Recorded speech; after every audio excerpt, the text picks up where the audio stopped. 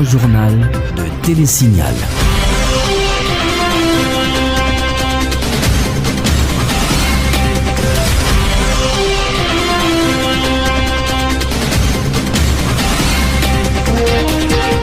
Bonsoir et merci de nous rejoindre pour cette édition du Grand Journal sur Télésignal.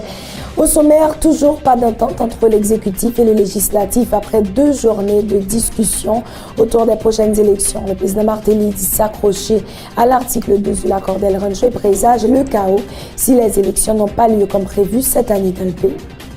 Le porte-parole de la FOPAR, Connie Timothée, remise en liberté provisoire ce mercredi. Selon une décision du juge instructeur Sonel Jean-François, le juge n'arrive pas à établir les faits reprochés à M. Timothée, selon les accusés, les avocats de l'accusé.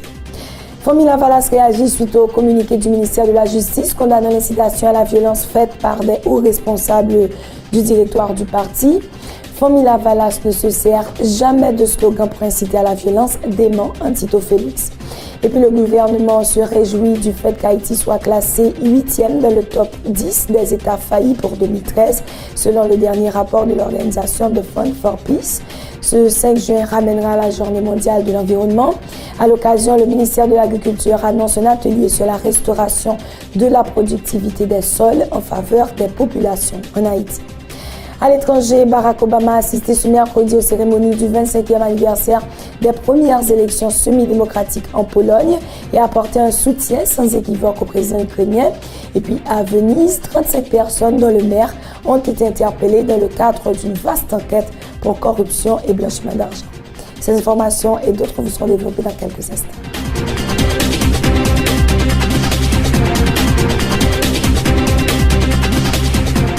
Merci de suivre le développement du journal.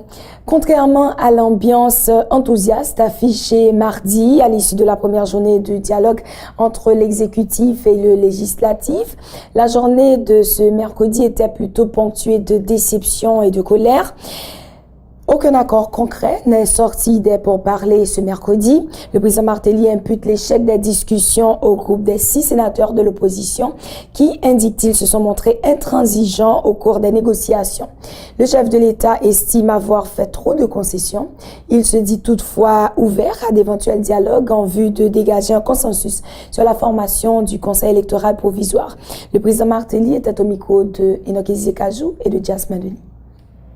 D'après l'accord El Rancho, d'ailleurs, qui c'est boussole nouveau dia parce que son accord qui issu de longues heures de travail, côté que tout secteur politique, société civile là, été réunie dans El Rancho pour nous déboucher sur un compromis.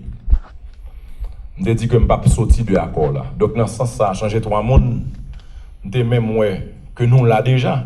Parce que l'exécutif a changé au monde et de l'autre pouvoir a changé, chacun a changé au monde. Même quoi que le parti opposition a insisté pour que nous changions au monde dans le parti exécutif là encore. De côté par exécutif là, nous pensons que il y a longtemps n'a bail là pas qu'à tourner en refrain, nous pas qu'à avancer n'importe qui genre encore, surtout que nous fait changer au monde encore dans le parti exécutif là. L'application de l'article 12 de l'accord d'El Rancho reste la seule option envisagée par le chef de l'État. Michel Martelly exprime sa volonté de faire appliquer cet article si aucun accord n'intervient entre l'exécutif et le Sénat dans les heures qui viennent autour de la réalisation des élections dans le pays cette année. Même arrivé encore devant un côté que bah ouais, ça me cabaye encore. Puisque article 12 là, c'est pas moins que fait. Puisque accord El Rancho, c'est pas moins que fait. Très probablement, c'est le seul bagage qui était. Dans les heures qui s'en viennent, si nous avons une solution, ce sera l'application de l'article 12, qui est le seul outil que l'exécutif la gagne, exécutif qui est responsable à aller vers les élections. Parce que c'est les seuls outils que le gagne pour l'avancer vers des élections qui sont indispensables à la fin de cette année. Si pas gain élection dans la fin d'année, il y a un chaos dans le pays. Vous dire Haïti pas qu'à permettre tête pour le gain chaos. Le sénateur Wenceslas Lambert prend le groupe des 6 sénateurs de l'opposition responsables de l'échec du dialogue de 2 jours entre l'exécutif et le Sénat. Le G6 n'est pas vraiment d'avis à trouver un consensus autour de la mise sur pied d'un CEP afin d'organiser les prochaines élections, affirme le sénateur Lambert. Le parlementaire estime que le chef de l'État a fait trop de concessions. Il propose l'application de l'article 12 de l'accord d'El Rancho en vue de résoudre la crise préélectorale. Wenceslas Lambert au micro d'Enoch Élisée Kajoué de Jasmin Denis. Là, moi, monsieur vin là, je dis, je pense qu'il y a bien un bail parce que vous demandez, il va négocier entre eux, groupe 6, et puis pour débloquer. Je pense que tu as une volonté de débloquer après, dans la tête. Mais les vin là, c'est chaque pouvoir de l'État pour changer le monde. Le président a peine de changer, pas qu'à demander encore pour le changer. Ce serait trop demandé. C'est de forcer la main, de forcer la main au chef de l'État. Rien ne va plus. 0 barré. 2 jours de travail, 0 barré. Échec. Même après le fiasco. 2 jours de travail de fiasco. Article 12 pour le président appliqué et pour organiser l'élection dans le pays. Article 12 l'a dit, auquel cas où Parlement pas amendé, article qui suppose amender, eh bien, il a mis en veilleuse et puis il va poursuivre avec l'élection. C'est seule sortie qui gagne. Article 12, le président DERA a déclaré, et je l'ai entendu parler à la radio, de mes propres oreilles, de pour la négociation, toute loi bébé. Très remonté, le vice-président du Sénat de la République estime que l'échec des 2 journées de dialogue entre les responsables de l'exécutif et le Sénat témoigne de la volonté des acteurs à faire obstacle à la tenue des élections dans le pays cette année. Andris Richer propose ce que d'autres personnalités désignées par les 3 pouvoirs soient nommées au sein du Conseil électoral provisoire. Le parlementaire croit que le pays a marre des acrobaties politiques qui tendent à perdurer dans le seul but d'instaurer le chaos dans le pays. Andris Richer était au micro d'Enoch Élisée Kajoué et de Jasmin Denis. Ça qui passe là, c'est pas un point de vue politique, c'est pas un point de vue comme c'est Mdadou de son bail simplement numérique. Parce que ça qu'a fait là, c'est tout simplement que parce que il y a des sénateurs qui estiment que ils connaissent au cas infime quorum. Mais c'est ça seulement, pas un point de vue politique qui expliquait rien du tout qui fait là. 2 jours de rencontre qui pas rien. C'est tout simplement que c'est comme ça que bagay la te doit passer. Mais ça me dit qui est important dans bagay ça, c'est que jodi là, pays a obligé à l'élection. Nous obligés à l'élection sont conditions sine qua non que lié. Et tout le monde fait pour faire effort. Moi-même, ça m'attendait dans les oreilles. Là, on m'a parlé de CEP crédible, CEP pas crédible. En pile un sénateur qui vient élu aujourd'hui, c'est dans des élections contestées, on est sorti tout. Au contraire, il n'y a pas même vlé et bagaille dans le Parlement. Parce que vous avez contesté l'élection. Donc je dis à là, l'on dit par exemple, il faut que normalement moun nan crédible. Crédible dans qui ça? Parce que je dis là, si vous avez besoin de organiser l'élection pour vous, moi-même, je suis allé dans l'élection pendant 2 fois, je me passe dans l'élection, je suis dans l'élection, mais je prends patience, je continue mal dans l'élection. Je suis allé une première fois, je passe, je retourne une deuxième fois, je repasse encore. Et qu'on y a dit que l'aime arrive dans un moment, je vais dans l'élection, et maintenant l'élection pour l'aime parler encore. Toujours au chapitre des élections, 40 millions de gourdes, c'est le montant nécessaire au fonctionnement du Conseil électoral provisoire. Le décaissement du fonds a été effectué en début de cette semaine, informe le directeur du cabinet du Premier ministre. Selon Carl Jean-Louis, le ministère des Finances travaille pour le moment sur un calendrier de décaissement afin de payer les arriérés. Une phase pour laquelle un montant de 300 millions de gourdes sera nécessaire, ajoute M. Jean-Louis. Mais même moi, quoi que, il est très clair, un message gouvernement très clair, nous venons à l'élection, il faut que nous ayons capacité dans le pays, le désaccord que nous jouons nos solutions. À chaque fois que nous avons pérennité sous un problème et nous pas capable de une solution, il n'est pas en faveur nous. Parce que chaque fois qu'on crise comme ça, sous son investisseur pas bien intérêt pour entrer dans le pays côté que il y a une crise. Donc, d'où la nécessité pour nous jouer nos solutions, pour nous avancer. De toutes les façons, il faut gagner l'élection, c'est position du gouvernement et toute décision prend pour gagner l'élection. Il m'a tout saisi l'opportunité pour me dire que par exemple, le ministère des Finances débloquer fonds pour le conseil électoral là, pour le cap fonctionner et prendre des mesures.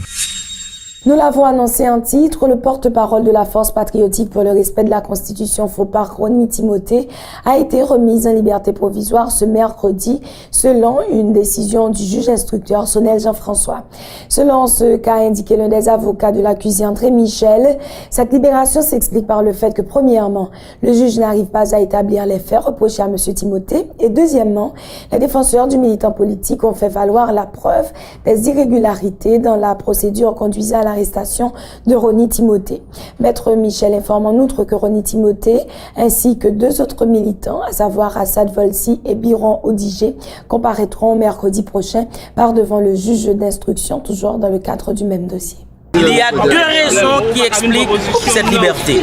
Premièrement, le juge d'instruction Sonel Jean-François, après avoir analysé les premiers éléments de l'enquête, n'arrive pas à établir une quelconque relation entre les infractions reprochées et le citoyen Rony Timothée. C'est ce qu'on appelle en droit pénal la notion d'imputabilité. Deuxième raison, le juge a compris, parce que nous avons fait comprendre au juge, Rony Timothée, c'est un homme qui a domicile connu. Il a domicile à mon cabinet, il a domicile au cabinet de Maître Newton Saint-Just. Rony Timothée, c'est un homme public. C'est un militant politique, il est impliqué dans une bataille démocratique, il ne va pas laisser le pays. Avec tous 2 éléments, ça, les nous présenter au juge là comprendre qu'il faut le mettre en liberté. Je la mettais en liberté, son liberté pratiquement provisoire, parce que justement, mercredi prochain, Rony Timothée l'a bien pour le tourner devant le juge là encore, pour le juge là approfondir l'enquête. Et mercredi, non seulement Rony Timothée a tourné devant le juge là, mais Assad Volsi avec Biron Odigé, il y a même tout, il y a bien pour venir devant le juge là, parce que vous savez qu'il y a des mandats d'amener qui ont été également émis contre Assad Volsi et contre Biron Odigé. Pour sa part, Maître Saint-Just confirme que le militant politique a été tabassé au moment de son arrestation et relate des anomalies dans le dossier de l'arrestation de son client Rony Timothée. Il annonce qu'une plainte sera déposée sous peu contre le ministre de la Justice, le directeur général de la police nationale ainsi que le directeur départemental de l'Ouest de la PNH. Les déclarations de Maître Newton Saint-Just au micro de Ronald Desormes et de Samus David François. Comme vous avez battu Timothée Rony, les autres arrêtés là.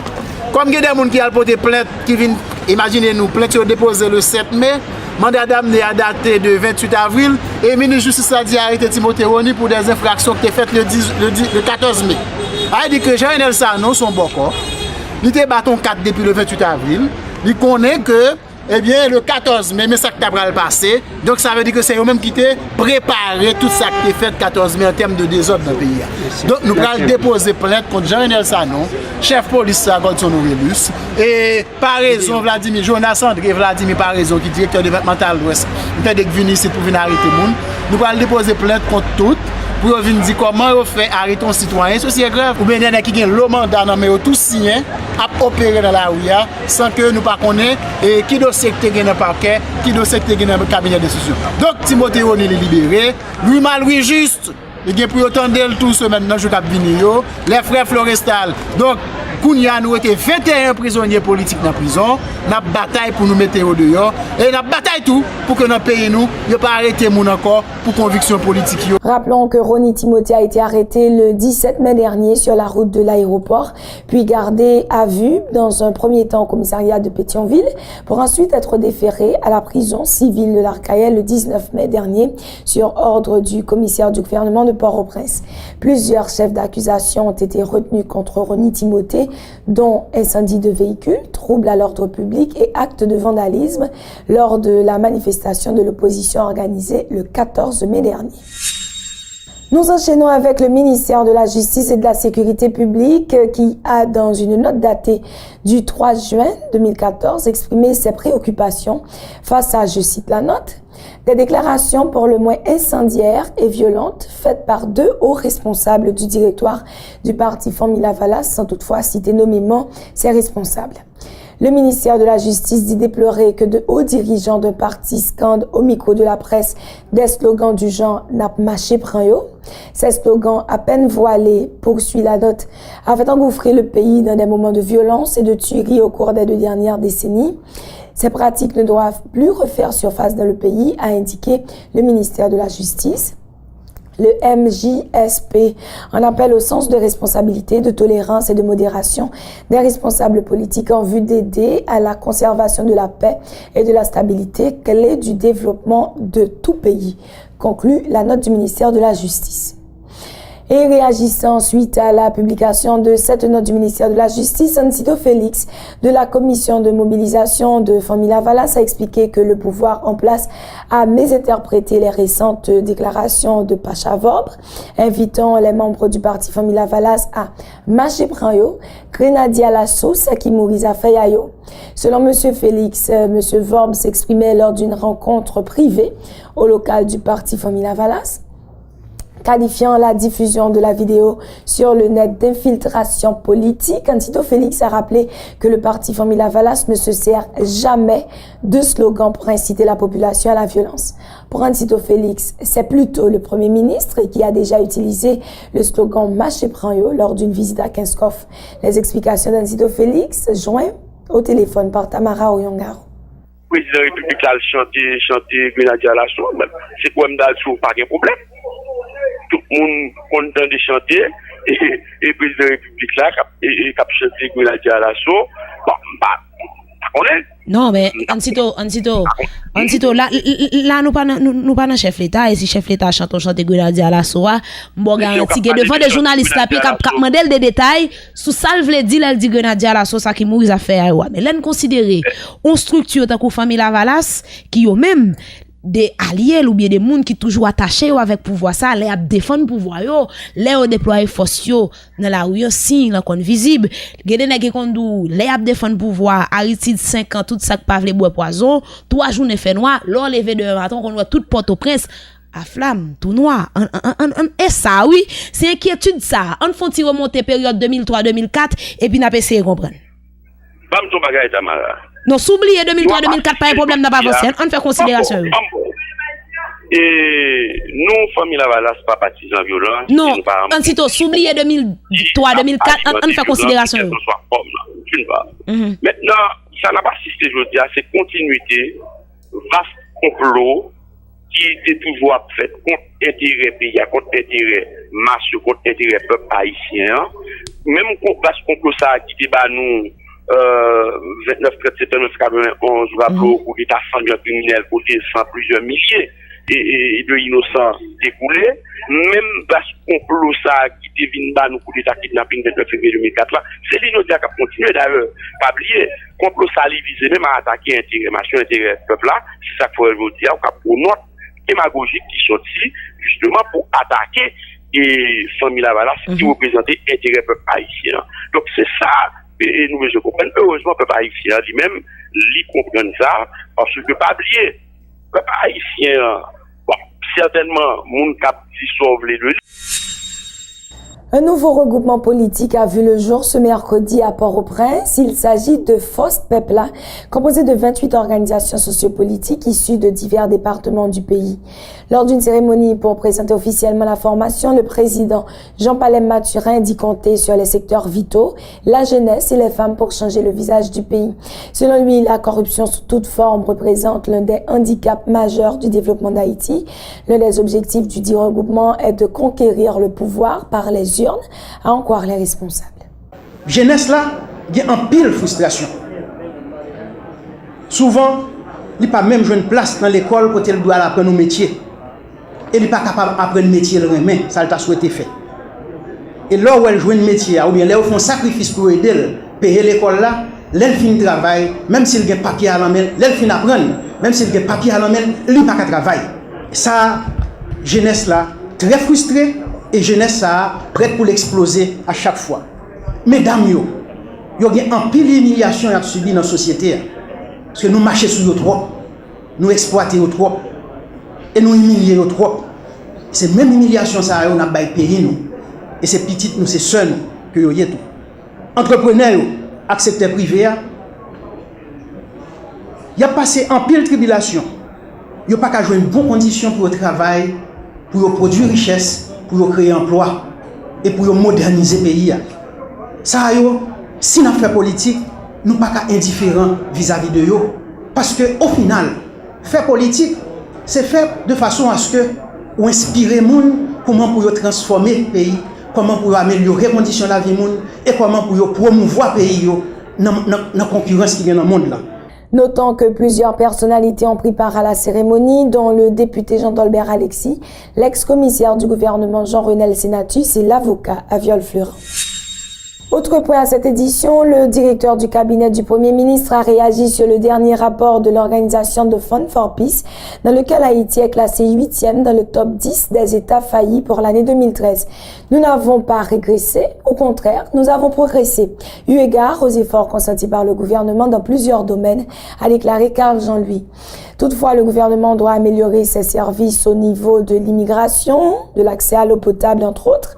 Notons qu'en 2012, Haïti occupait la 7e place et la 5e en 2011, tandis qu'en 2010, le pays était en 11e position dans ce classement. Carl Jean-Louis au micro de Tom Dumais et de Randy Henry. Point est très clair. Nous pas fait bac, nous fait avant.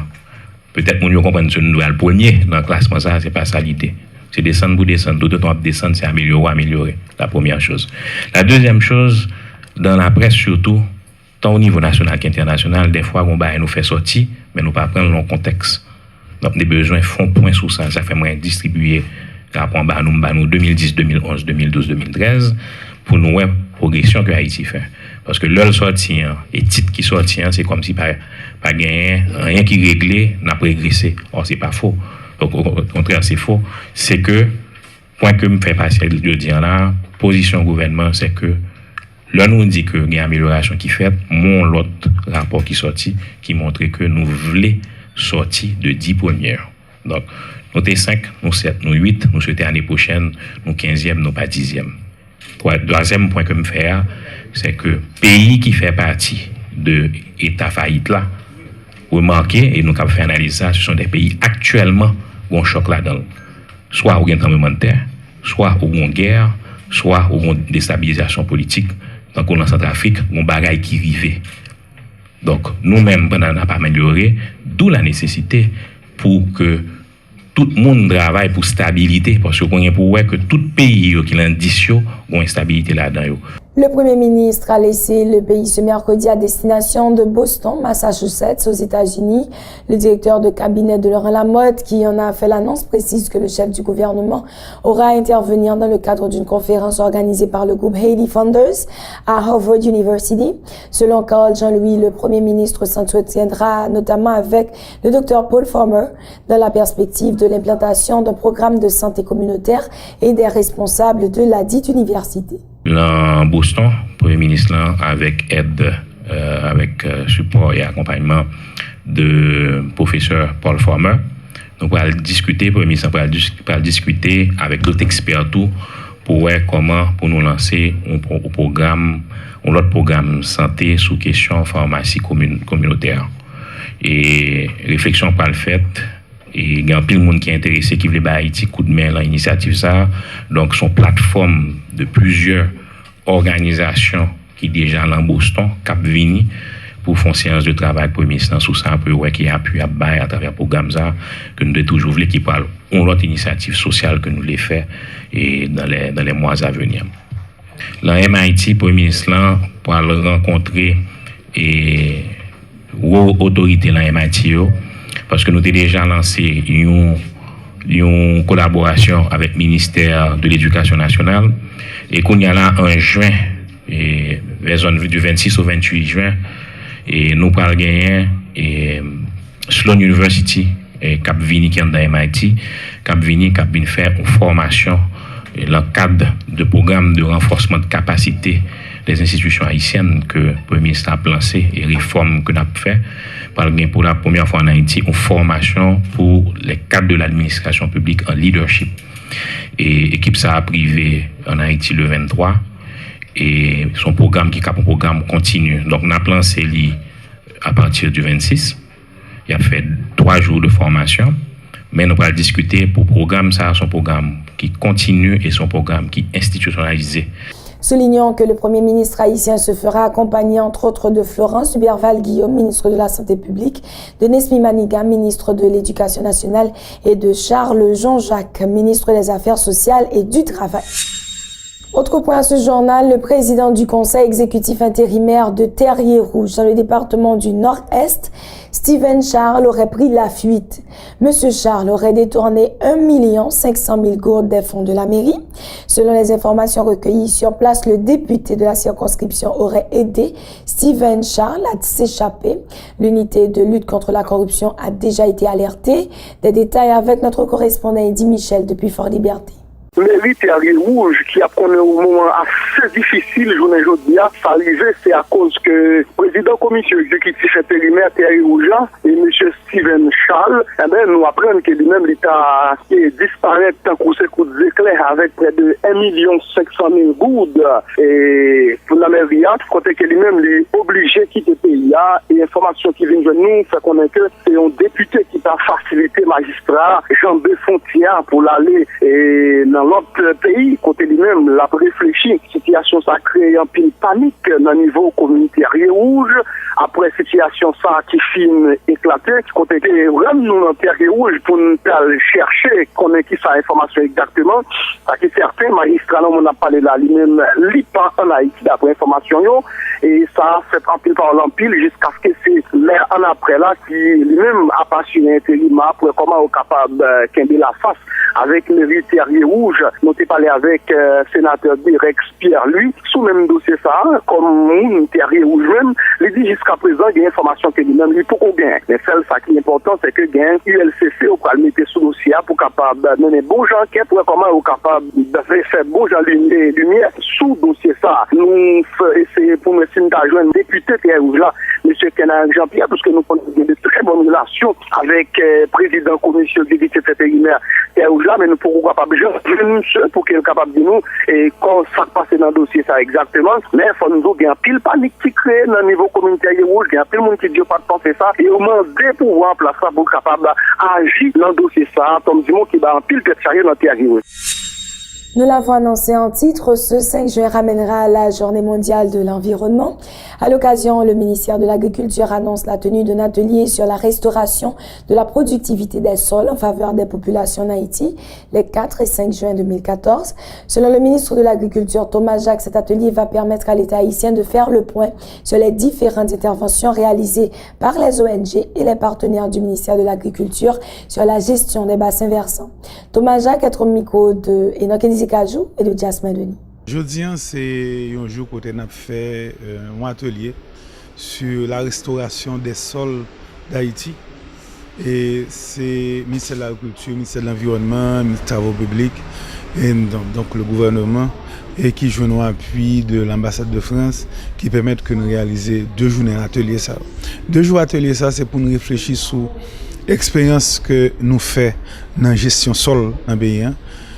Expérience que nous faisons dans la gestion bassin versant, expérience que nous faisons dans la production agricole, et pour nous faire un bilan, pour nous garder qui bonne expérience, qui mauvaise expérience qui fait, et pour nous tirer leçon de ça qui fait, et que en fin de compte pour l'État prendre une décision pour nous dire chaque acteur qui a intervenu au niveau des bassins versants, chaque acteur qui a intervenu au niveau de la gestion des sols, mais qui genre pour intervenir. Donc c'est objet de 2 journées d'atelier ça.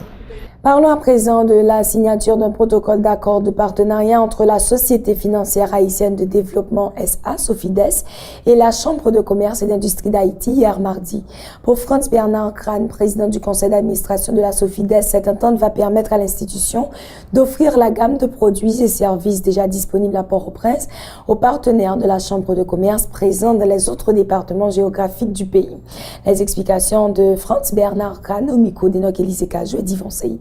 Signé aujourd'hui en votre présence est une initiative des 2 institutions et qui vise à faciliter l'accès au crédit et aux produits non financiers, financement et développement qui existe depuis 1983.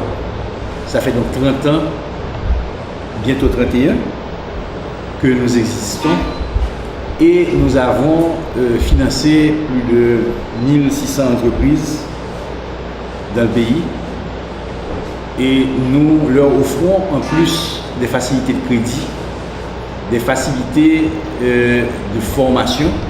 Vous vous trouvez ici dans le centre de formation de la Sofides, Sofi Training.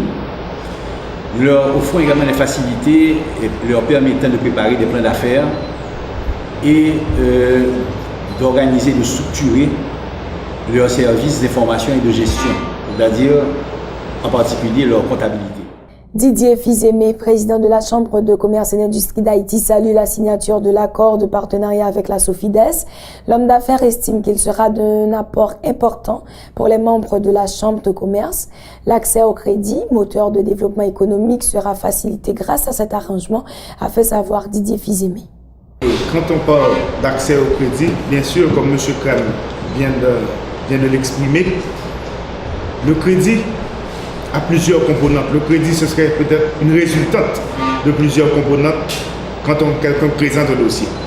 Eh bien, la Chambre de commerce est fière de participer avec la Sofides afin d'amener les services qu'offre la Sofides dans les différents départements du pays, parce que malheureusement, trop souvent, les services ne sont rendus qu'à Port-au-Prince. Il y a un manque d'accès, manque d'information dans les villes de province, et aujourd'hui, après la signature de cet accord et avec l'implémentation de cet accord, il y aura des services offerts dans les 10 départements du pays qui vont faciliter l'accès au crédit pour le secteur privé. Et quand on parle de secteur privé, il faut parler d'un secteur privé national, un secteur privé qui a l'accès au crédit, parce que sans crédit, il sera impossible de développer nos industries, nos commerces en dehors de Port-au-Prince.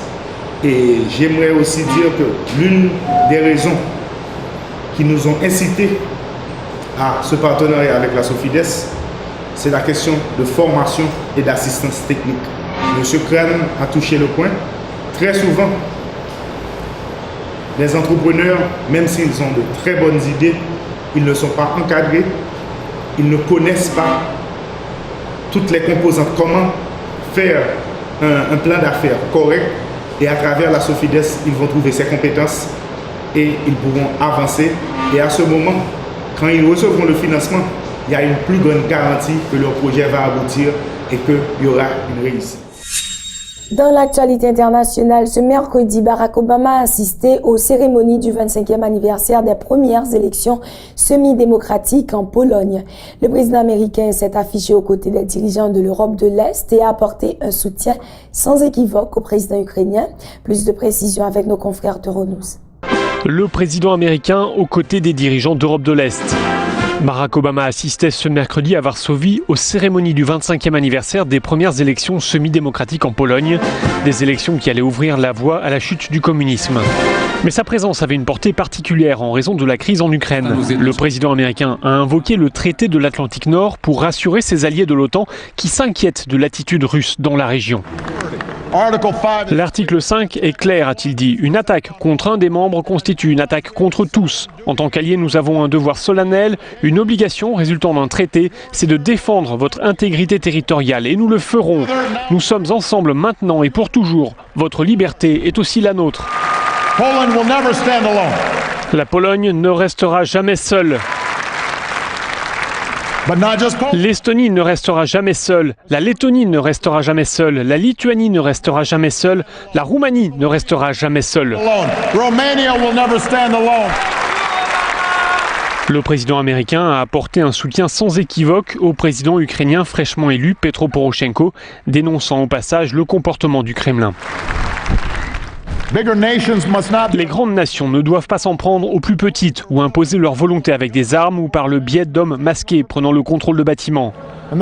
Un trait de plume ne doit pas donner lieu à la violation d'un territoire. C'est pour cela que nous n'acceptons pas que la Russie occupe la Crimée ou qu'elle viole la souveraineté de l'Ukraine. Nous, pays libres, resterons unis. Toute nouvelle provocation ne fera qu'isoler davantage la Russie, qui en paiera le prix. Barack Obama devait ensuite s'envoler pour Bruxelles pour assister à un sommet du G7 avant de se rendre en France pour participer vendredi aux cérémonies marquant le 70e anniversaire du débarquement.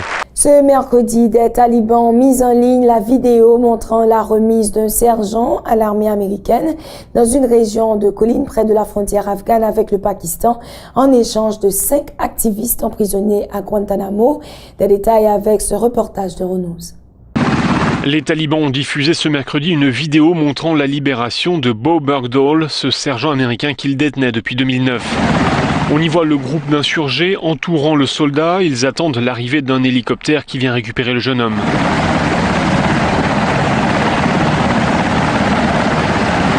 Bo Bergdahl a été remis en liberté en échange de 5 talibans détenus sur la base de Guantanamo. Cela s'est fait grâce à la médiation du Qatar. Cette libération a été annoncée samedi dernier. Depuis, le soldat se trouve en Allemagne pour y être soigné. Certaines sources militaires américaines affirment que Bo Bergdahl avait déserté l'armée au moment de sa capture par les talibans. Une polémique balayée par le président Obama qui a rappelé que les États-Unis ont une règle, ne jamais abandonner un de leurs soldats. La vidéo se termine par ce message, ne revenez pas en Afghanistan. À Venise, 35 personnes dont le maire ont été interpellées ce mercredi dans le cadre d'une vaste enquête pour corruption et blanchiment d'argent. Lancée il y a 3 ans par le parquet de Venise, l'enquête aurait permis de mettre à jour une caisse noire alimentée par des fonds provenant d'un système de fausses factures et de pots de vin. Suivez ce reportage de Renaud. Corruption, clientélisme, appel d'offres truqués, blanchiment d'argent, c'est un vaste réseau de délinquance financière qui est en cours de démantèlement à Venise. 35 personnes, dont le maire de la ville, ont été arrêtées ce mercredi par la Guardia di Finanza. Giorgio Orsoni est soupçonné d'avoir financé sa campagne électorale de 2010 avec de l'argent sale. Toutes les infractions suspectées sont en lien avec le gigantesque chantier Moïse, soit la construction de digues flottantes destinées à protéger la cité des Doges des Grandes Marées. Giancarlo Galan, ancien gouverneur de Vénétie et ministre de Silvio Berlusconi, est lui aussi mis en cause. Le parquet a demandé son arrestation. Selon les enquêteurs, la mise en place d'une caisse noire alimentée par des fonds provenant d'un système de fausses factures et de pots de vin dans le cadre de l'attribution des marchés pour ce chantier aurait permis de récolter 20 millions d'euros versés sur des comptes à l'étranger. Sont mis en cause aujourd'hui élus locaux, patrons d'entreprises locales travaillant sur le chantier et même un juge et un ancien chef de la police financière. Fin de ce journal, le rappel des temps forts avant de le refermer. Toujours pas d'entente entre l'exécutif et le législatif. Après 2 journées de discussion pour les prochaines élections, le président Martelly dit s'accrocher à l'article 12 de l'accord de rentrée et présage le cas où si les élections n'ont pas lieu comme prévu cette année dans le pays. Le porte-parole de la FOPAR, Pauline Timothée, remise en liberté provisoire ce mercredi selon une décision du juge instructeur Sonel Jean-François. Le juge n'arrive pas à établir les faits reprochés à M. Timothée selon les avocats de l'accusé. Formula Valas a réagi suite au communiqué du ministère de la Justice condamnant l'incitation à la violence faite par des hauts responsables du directoire du parti. Formula Valas ne se sert jamais de slogan pour inciter à la violence, dément Tito Félix. Et puis le gouvernement se réjouit du fait qu'Haïti soit classé 8e dans le top 10 des États faillis pour 2013, selon les derniers rapports de l'organisation de Fund for Peace. Nous avons aussi parlé de ce 5 juin qui ramènera la journée mondiale de l'environnement. À l'occasion, le ministère de l'Agriculture annonce un atelier sur la restauration de la productivité des sols en faveur des populations dans le pays. Dans l'actualité internationale, Barack Obama a assisté ce mercredi aux cérémonies du 25e anniversaire des premières élections semi-démocratiques en Pologne et a apporté un soutien sans équivoque au président ukrainien. Et puis à Venise, 35 personnes dont le maire ont été interpellées dans le cadre d'une vaste enquête pour corruption et blanchiment d'argent. Voilà qui m'a fait à ce journal. Merci de l'avoir suivi. On se retrouve demain. Prenez soin de vous. Bonsoir.